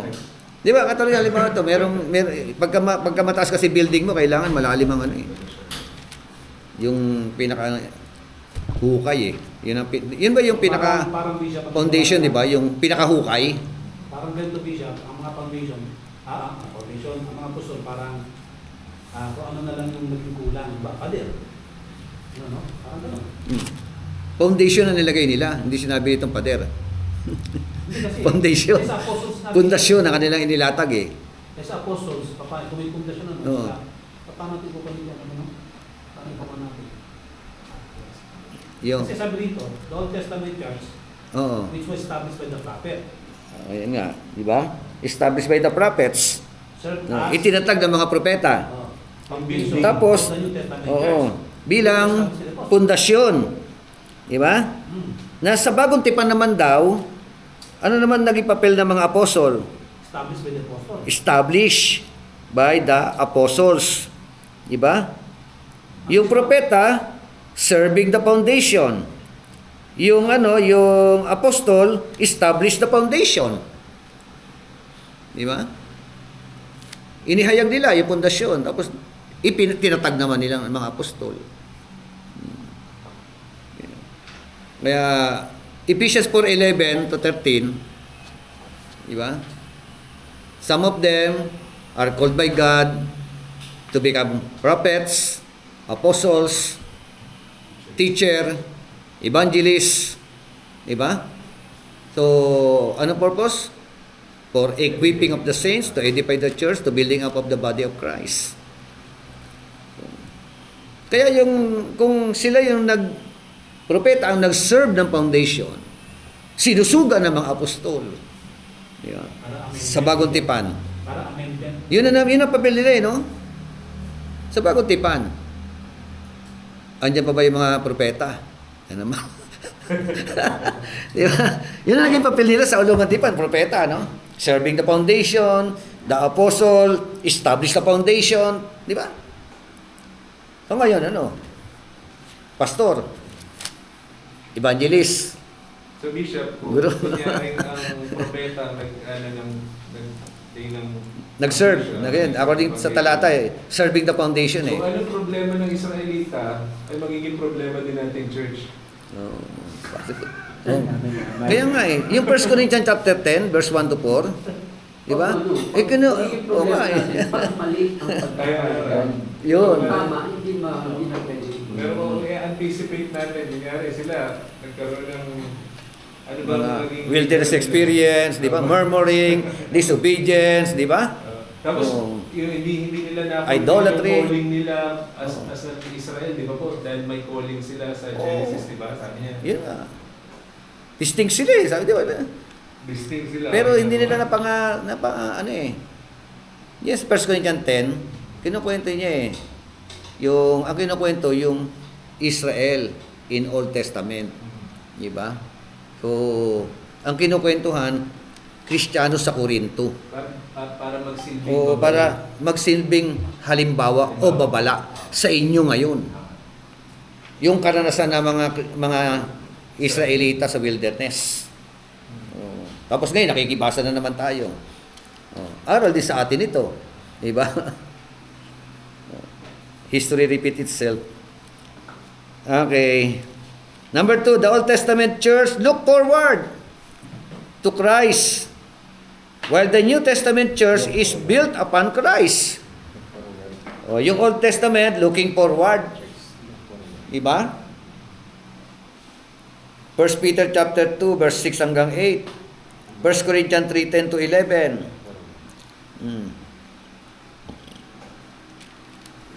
So, sa bagong tipan daw, yung church, ito raw ay itinatag. Di ba? Sabi nga ng 1 Peter 2:6 to 8, therefore, it is also contained in the scripture, behold, I lay in Zion a chief cornerstone, elect, precious, and he who believes on him will by no means be put to shame. Therefore, to you who believe, he is precious, but to those who are disobedient, the stone which the builders rejected has become the chief cornerstone, and a stone of stumbling and a rock of offense. They stumble, being disobedient to the word, to which they also were appointed. Amen? So, looking forward, yung Old Testament. Yung church ng Old Testament. Number 3, the connection is seen in the titles given to the prophets of God in the Old Testament. The titles, simple lang po. Ayan. Tingnan niyo yung title, ha? Ang title, tinawag silang chosen people. Sa Lumang Tipan, Deuteronomy 10:15. Sa Bagong Tipan, 1 Peter 2:9. Chosen people. Pinili ng Panginoon. Ano pa? Tinawag silang holy nation. Ang mga Israelita tinawag na holy nation. Exodus 19:6. Ang New Testament Church, 1 Peter 2:9, holy nation. Diba? Maganda itong 1 Peter 2:9, ang daming patungkol sa church. Tinawag rin a priesthood. Exodus 19:6 din. Di ba? Sa Bagong Tipan, sabi nga doon, royal priesthood Di ba? 1 Peter 2:9 din. Ano pa? Title, the people of God. Old Testament Church, Psalms 100 verse 3. Ano sabi nga? 100 verse 3 ng awit.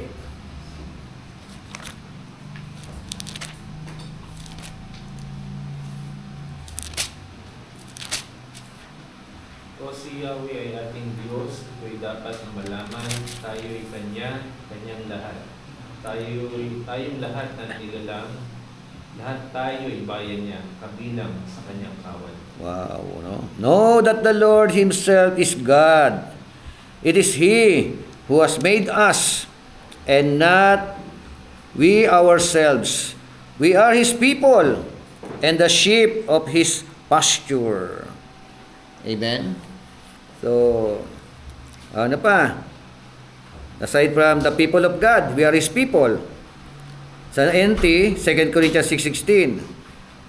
Another title, Israel. Isaiah 44 verse 6. Galatians 6:16. Tingnan ang Galatians 6:16. At lahat ng mga sisilakat ayon sa kalusugan ito, kapayapat kaawaan nawa ang nila at sa Israel ng Diyos. Israel ng Diyos. Ano sabi? Dito. And those who will walk by this rule, peace and mercy be upon them and upon the Israel of God. Sino yung Israel of God? New Testament Church. No? Hindi po tinutukoy doon ang mga Israelita lang, ano. Kapag kaya, siyempre, you are included as Israel of God, Jew ka na mananampalataya. The flock of God, Jeremiah 23 verse 3. Sa New Testament, tinawag po ang mga Kristiyano, flock of God. 1 Peter 5:2. Meron din yan sa Acts 28:20, no? Tinawag ang church na a light. In Isaiah 60 verse 1 and 3. Matthew 5:14. Of course, God's witness. In Isaiah 43 verse 10. Acts 1:8. No? Ano sabi ng Acts 1:8? Yun ang kabisado. But you shall receive power when the Holy Spirit has come upon you, and you shall be my witnesses in Jerusalem, Judea, and Samaria, and unto the uttermost part of the earth. Witnesses. God's witnesses. Number 4, the great mystery, hidden for ages, but preached by the apostles, was that the Jew and the Gentile were made one. That is the mystery. Di ba? So yung Jew and Gentile, they were made one. Naging isa na. Hindi na po pwede magmalaki ang Jew sa Gentile. At hindi rin pwede magmalaki ang Gentile sa Jew. Di ba? So, yan po yung great mystery na akala ng mga Israelita para sa kanila lang. Di ba? Pero, yun nga, Ephesians 2:14, 3:5 hanggang 6, made one in one body, made one in one building, made one, sabi doon, built upon the foundation laid by the Old Testament prophets and the New Testament apostles, Christ being the chief cornerstone. Amen? So, yan po yung ano. Basa nga po sa Luke 24, verse 4 and 47. Luke 24, verse 44 and 47. 44. At sinabi niya sa kanila, ito ang aking mga salitang sinabi sa inyo, na ako'y sumasa inyo pa, na kinakailangan matupad ang lahat mga bagay na nasusulat tungkol sa akin sa utusan, Moses at mga propeta at sa mga awit. 47. Tama ba siya? 47. 45. O sige, tuloy mo na, 45. 45. 45, 46, 47. Na magkabing binuksan niya ang kanilang mga pag-iisip upang mapag-unawan niya ang mga kasulatan. At sinabi niya sa kanila, ganyan ang pagkakasulat, na kinakailangan maghirap ang Kristo at magbago muli sa mga patay sa tatlong araw, at ipangaral sa kanyang pangalan ang pagsisisi at pagpapatawad mga kasalanan sa mga bansa, magbuhat sa Jerusalem. Okay. So, ulitin ko, no? Sa English version, now he said to them, these are my words which I spoke to you while I was still with you. Sabi niya sa kanyang kausap, no? that all things which are written about me in the law of Moses and the prophets and Psalms must be fulfilled. Amen? So, sabi sa, that all things which are written about me, about our Lord Jesus Christ, di ba? Na isinulat daw sa law of Moses, sa mga sinulat ng mga propeta, sa Salmo, it must be fulfilled. No? So, yun po. Pagdating po ng 47, that repentance for forgiveness of sins would be proclaimed in His name to all the nations, beginning from Jerusalem. Amen? So, that's all. Sa susunod, ang pag-usapan natin, what does the book of Ephesians reveal to us about the church? Book of Ephesians. Kaya ito pong book of Ephesians po na ito, dito po natin mababasa ang iba't ibang kapahayagan patungkol po sa church. Ano po? So, yan po yung ating pong tatalakayin. Next. Tayo po yung manalangin. Yan, Sister Emma, ikaw ang mag-close sa prayer.